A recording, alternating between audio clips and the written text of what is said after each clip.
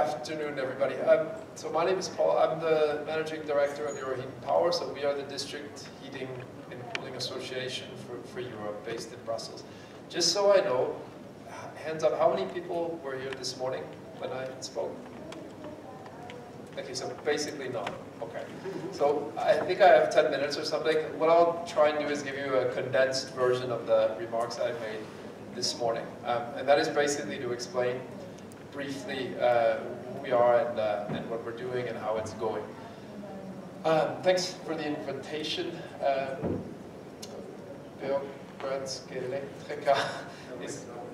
Elektrana is a member of ours, and it's nice to be here and to be here with all of you today.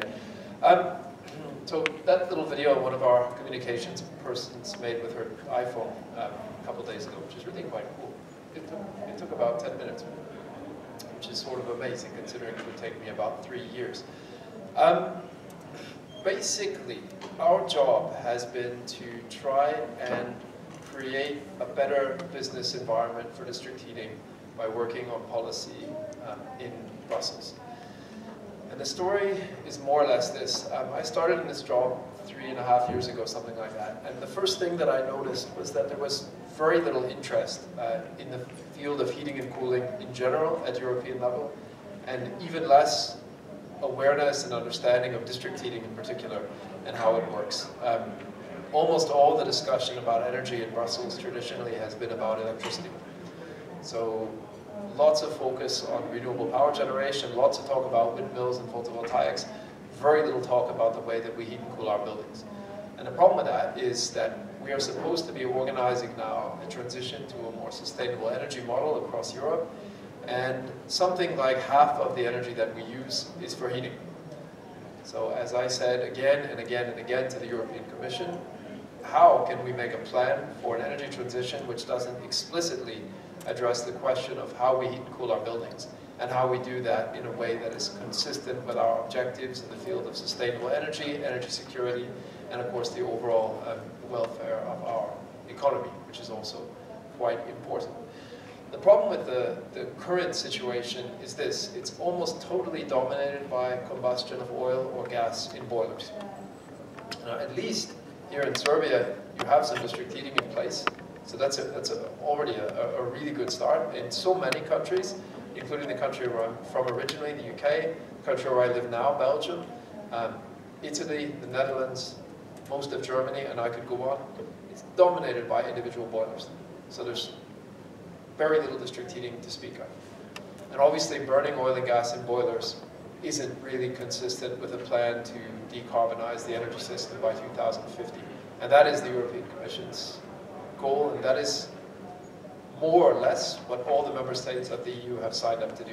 So that means in 30 years, we take the CO2 out of our building stock. And we can solve part of that problem by reducing demand, insulating our buildings better, and so on. But we know that that's only going to be part of the solution. We also have to transform the way that we supply heat.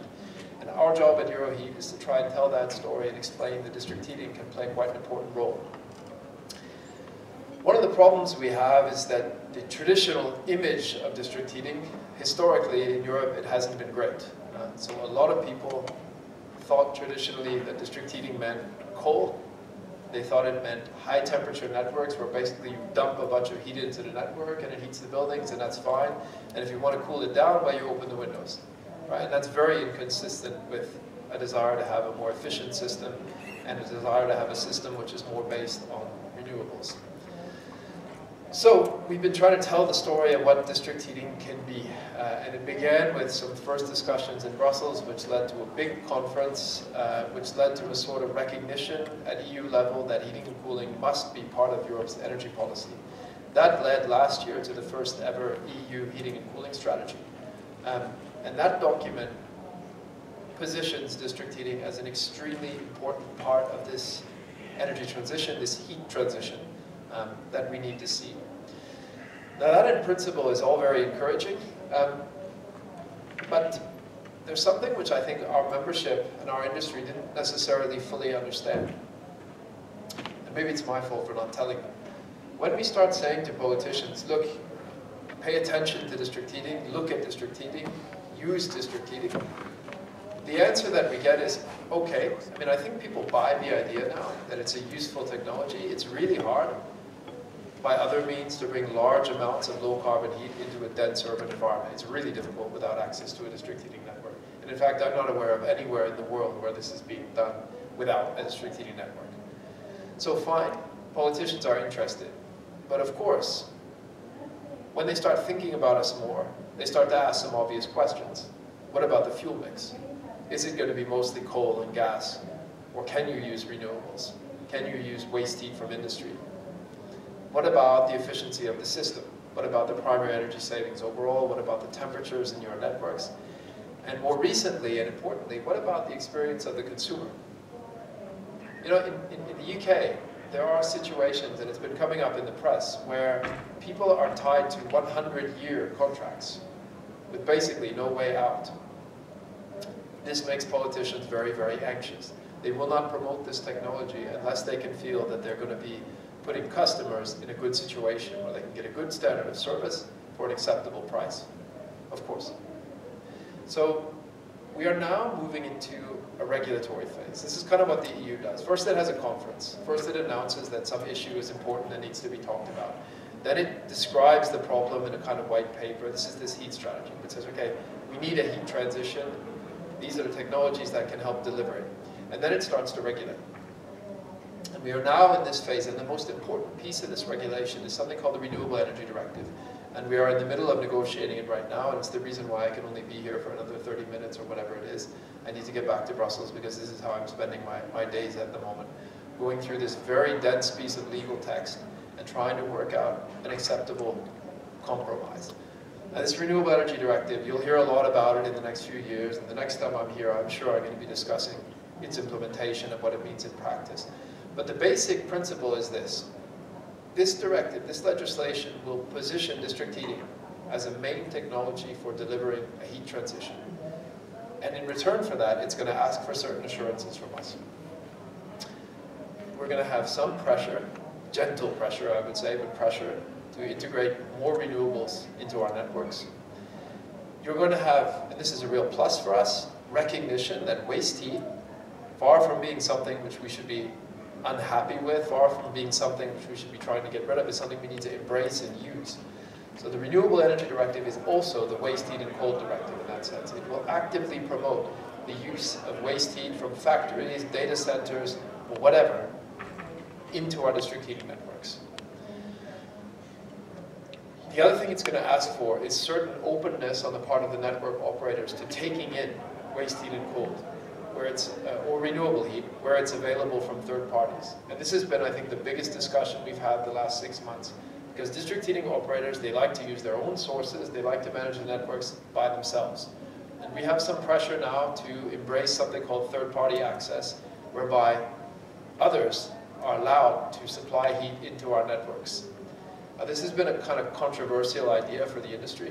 Our operators are in some ways quite conservative and don't like the idea of other people being able to use their networks to supply customers which aren't theirs. So this is our big discussion right now, how to balance these two things, how to be open to the idea of district heating going out into the world, looking around into the surrounding areas of the networks and saying, is there heat here that we can use? Because if there is, we should try to find a way to use it. And we are now working on a system which will encourage us to do that without, let's say, excessively compromising the business model of the operator, because the operator obviously needs to remain economically sustainable, or none of this is going to work. So what we're really talking about here, as I try and wrap this up, is two different futures for district heating. One where we try and hang on to a past which has been fossil fuel driven and not particularly efficient. And I think there are some people in the industry who have grown used to that and don't see the need for change. My message is we absolutely need to change, and we absolutely can. And I see it happening all over the place, including here in Belgrade. I mean, it's great, the discussions that I hear. Moving to a different type of district heating, which assumes that energy efficiency is a positive thing, which assumes that renewables are a positive thing and can be used. District heating network offers you all kinds of flexibility. I don't think I need to explain it to this group. But small things like using a district heating network to take heat that can be produced from excess electricity at night, say when demand is low, provide storage to the grid, provide balancing services to the grid, make the whole energy system more efficient.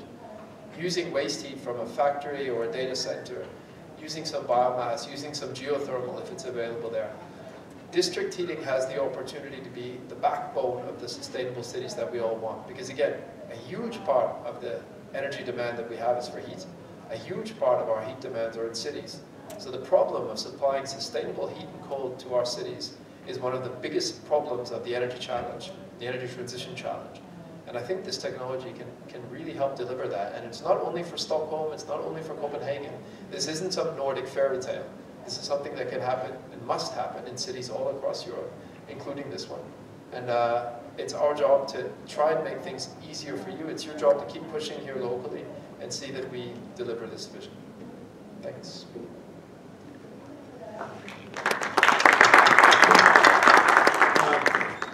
Just to use the opportunity, because Paul will be with us for some minutes. Just half an hour ago, on a cocktail, I talked with the Deputy Minister of Energy, and we were talking about incentives. And I asked, okay, you showed half of the energy in Europe is heating and cooling, and why there are no incentives for heating and cooling, and there are incentives for electricity? He said, you don't need incentives for the heating and cooling because you have solutions in district heating that are cheaper than carbon. That is, I like to hear that, but I didn't like to hear it, because it shows that our technology is ready to be the cheapest renewable of all, also with waste heat, but also we must try to persuade, with all the work you are doing, to persuade them that renewables can be used much cheaper than they are used to until now. So, okay, we understand the problem in their heads with the regulations, but the bottom line is how expensive is that. So we hope that you will keep up the good work, and to see that we are also in Serbia, in KGH, are thinking about it, also in Beogradske Elektrane, is that we will have tomorrow a conference of solar district heating with IFC. Today we have some papers from